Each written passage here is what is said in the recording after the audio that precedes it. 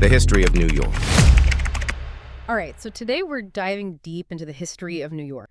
We're going to uncover, all those twists and turns, the big moments that really shaped New York from way back in the day all the way to, the global icon it is today. Did you know that there were people living in the area we now call New York as far back as like 10,000 BC? Yeah, that's what's wild, right? Like, so much history is kind of hidden. Most people don't even realize that long before the Europeans showed up, there were indigenous tribes living here. They had, like, complex societies and everything. It's so true. So, tell me a bit more about these early inhabitants. I know the video mentions the Iroquois and the Algonquian tribes, but, what's the deal with them? So the Iroquois were particularly interesting, right? They were made up of a bunch of different tribes, like the Seneca and the Mohawk. And they had this amazing thing called the Iroquoian Confederacy. It was like a union of 5 and later 6 nations. And they had this super advanced government system. It's actually thought to have influenced, like, early American democracy. Whoa, really? Yeah. They had this council of chiefs representing all the different tribes, and they made decisions through consensus. Can you imagine? That's, like, so ahead of its time. That's incredible. It's amazing how much we can learn from, these older forms of government. But sadly, the story of New York often starts with the Europeans coming over. Yeah, for sure. And as we often see in history, their arrival definitely shook things up, and brought a lot of change and, unfortunately, conflict. The video mentions some early explorers like Giovanni de Verrazano and Jacques Cartier, but their impact wasn't nearly as big as Henry Hudson's. Henry Hudson, yeah. He was sailing for the Dutch East India Company back in 1609, right? That's when things really started changing, didn't they? Oh, yeah, for sure. Hudson saw, like, the potential of New York, to be this huge trading hub, especially for the fur trade, which was booming at the time. That led to Fort Nassau being built in 1614, near where Albany is now. And then, of course, the big one, New Amsterdam, in 1624. New Amsterdam. That's crazy to think about. That, this global city started as a little Dutch trading post. What was life like back then? Well, just imagine, right? A super busy waterfront full of ships from all over Europe. The Dutch were really pushing for immigration to build up their colony, New Netherland. And that really laid the groundwork for the diversity we see in New York today. Makes sense. But the Dutch didn't have it easy, did they? What about when the English arrived? Didn't they fight over control of the land? Totally. We're talking about the Anglo-Dutch Wars. Yeah. These weren't just little fights over some land. They were huge conflicts to try and control the seas, like, globally. Yeah. You had the spice trade routes, colonial expansion. The stakes were incredibly high, and New Amsterdam was right in the middle of it. It changed hands a bunch of times and even became New Orange for a bit in 1673, before finally becoming New York under English rule. It's like a historical tug of war. Can you imagine living there during that time? Caught between these empires? It must have been so uncertain. But despite all that, the colony kept growing under the English, right? Yeah, the population just exploded in the 1700s. New York became a haven for European immigrants. People could escape religious persecution, find new opportunities, a better life. So many people came flooding in. Wow. Of course, with all that expansion, tensions rose with the indigenous populations. And there was, competition with the French for resources and territory. Speaking of the French, the video mentions the French and Indian War. Did that have a big impact on New York? Oh, yeah, totally. I mean, think about it. Almost a third of all the battles in the American Revolution happened on New York soil. That tells you just how strategically important New York was during the French and Indian War, too. It was a battle for control of North America, and New York was right on the front lines. Plus, the cost of the war really contributed to the growing resentment towards British rule. It's like everything was building up to the revolution, and one of the key triggers was the Stamp Act of 1765, wasn't it? I remember learning about that in school. The colonists were furious about those taxes. They felt it was so unfair. Oh, absolutely. The Stamp Act was a prime example of taxation without representation, Yeah. which became a huge rallying cry for the colonists. And then you had groups like the Sons of Liberty, with their fiery speeches and bold actions. They really fueled that resistance. New York was becoming a hotbed of revolutionary fervor. It's amazing how an event like that can spark such widespread resistance. You can almost feel the tension building as we get closer to the American Revolution. Right. It's like the calm before the storm. Yeah. Yeah. And when it finally hit, New York was right there in the thick of it. Remember, almost a third of all the battles were fought right here on New York soil. It must have been so intense for everyone living through it. The video says that New Yorkers totally backed the Declaration of Independence in 1776. That's pretty powerful, especially since the British were occupying New York City the whole time, right? Yeah, it's kind of ironic, right? This city that was like Yeah. a symbol of British power. But the people living there, they were like, nope, we're out. We want independence. It just shows how determined and resilient those New Yorkers were to go through all that. It's pretty remarkable. Yeah, it really is.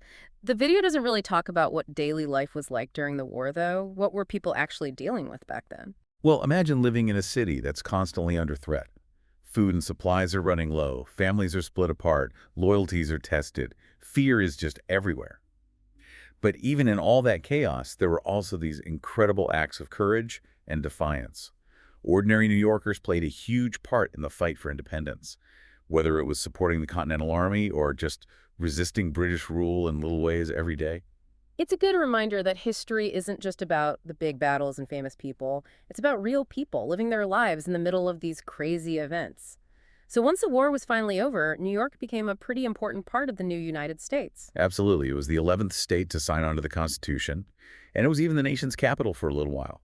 Parts of New York's own Constitution from 1777 actually influenced the federal one. That tells you something about the progressive ideas that were brewing here. New York City, the capital of the whole country. That's a cool little fact that I never really knew. It's hard to picture it, right? Like this bustling city we know today being the center of American politics. What was going on there during that time? Think of it as a much smaller city, of course, still recovering from the war, but bustling with political life. George Washington was inaugurated as the first president right here in New York City. The first Congress met here, laying the groundwork for the whole government. There was so much hope and potential in the air. The nation was taking its first steps towards unity. I wonder how different things would be if New York had stayed the capital. But even when the government moved on, first to Philadelphia and then to D.C., New York kept growing. The video talks about a big shift from agriculture to industry. What caused that? A few things, but the biggest one was definitely the Erie Canal. This was like a massive engineering feat. Finished in 1825, it connected the Great Lakes all the way to the Atlantic through the Hudson River. So before the Erie Canal, moving stuff from the Midwest to the East Coast was a nightmare, right? Exactly. Imagine hauling goods by horse and wagon over rough terrain for weeks, even months. The Erie Canal totally changed the game. It made transportation so much cheaper, opened up tons of new markets.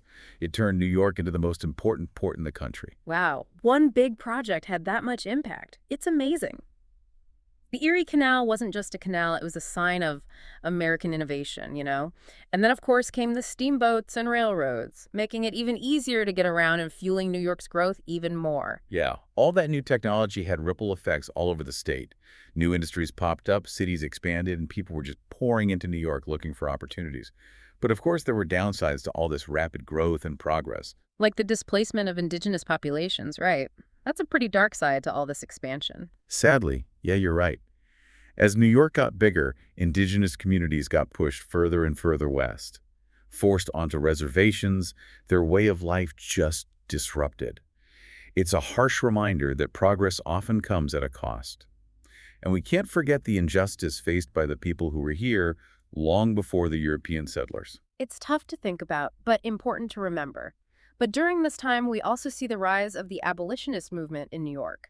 It makes you think about the moral struggles that were happening across the nation. For sure, New York was a hotbed for the abolitionist movement. People like Frederick Douglass and Sojourner Truth used their platforms to speak out against slavery.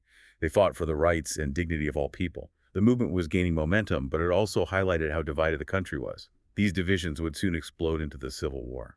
And how did New York handle this? It was such a divided state when it came to slavery. This must have been a really tough time. Yeah, it was a tense period for sure.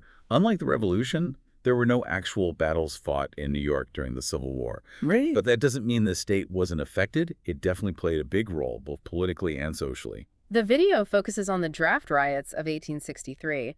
That was a really disturbing event that often gets overlooked when we talk about the Civil War. Oh, absolutely. Those riots were a direct result of the social and economic tensions in New York City. The new draft law forcing men to serve in the Union Army was really unpopular, especially among working-class New Yorkers, a lot of them Irish immigrants. They thought it was unfair because rich people could just pay their way out of service. This anger boiled over into violence. Mobs targeted black communities, who they saw as competition for jobs, and blamed them for the hardships of the war. It's a dark chapter in New York's history. It shows how deep racial prejudice ran, even as the country was fighting to end slavery. Did those riots actually change anything in the long run? The draft riots were horrifying, for sure. They exposed the deep racial and class divisions that existed in the city. But they also showed the need for things to change, for social reforms and economic equality. In the aftermath, there were more efforts to improve living conditions for the working class and to give all New Yorkers better access to education, regardless of race or background. So, despite the chaos of those riots, New York still ended up playing a big part in helping the Union win the war. Yes, absolutely. New York actually provided more soldiers to the Union Army than any other northern state. And Governor William H. Seward, he was a huge advocate for the Union cause and a big supporter of President Lincoln. His commitment to protecting the rights of Black Americans was a real bright spot during a really dark time. So, as the Civil War came to a close and the country started to heal, New York entered a new era shaped by huge waves of immigration. These new arrivals would completely change the makeup of the state and its culture. It's crazy to think about all those people coming from all over, right? Germany, Italy, Ireland, Eastern Europe, even China. New York City basically became the main entry point for anyone looking for a fresh start in America. A lot of them were running from poverty or religious persecution or political unrest back home. They showed up with practically nothing, just hoping for a better life. Yeah, I can't even imagine what that must have been like. Coming to a brand new city, not speaking the language, everything's different, trying to build a whole new life from scratch. What were some of the biggest hurdles these immigrants faced? Just think about it, right? You arrive in this massive, bustling city. You don't speak the language, the customs are strange, and jobs are hard to come by. A lot of immigrants faced discrimination, they were taken advantage of, and they lived in cramped, awful conditions in those tenement slums. Learning English was a struggle, finding decent work was tough, and trying to fit into American society. All while holding on to their own cultural heritage. It wasn't easy. It sounds incredibly difficult, but even with all that, immigrants really helped shape New York's growth, didn't they? Oh, absolutely. They were a major part of the city's workforce, especially as industry boomed. They brought new skills, new ideas, that entrepreneurial spirit, and they totally enriched New York's culture, bringing all these different traditions, foods, and art forms.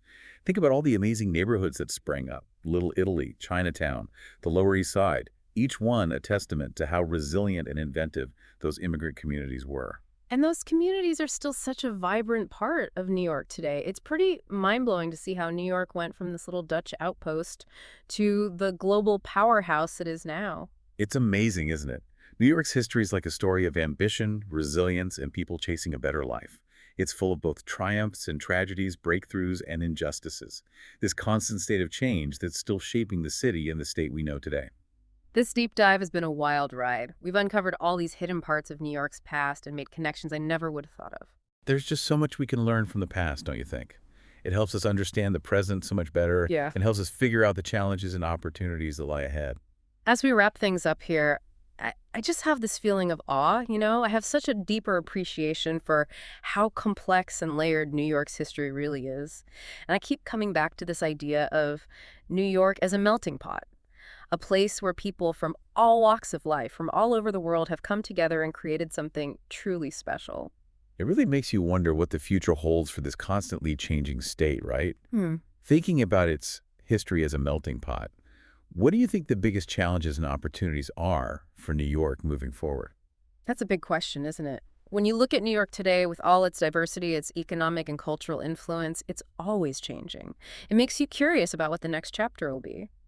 We've seen how New Yorkers have faced hardship time and time again, and they've used their creativity and resilience to build a better future. That's the amazing thing about history. It's not just a bunch of dates and events in a textbook. It's a living, breathing story that we're all part of. I hope that by exploring the past, we've inspired you to get involved in the present and to help shape the future of this incredible state. That's a great point. Thank you for joining us on this journey through New York's history. Keep exploring, keep asking questions, and never lose that sense of wonder.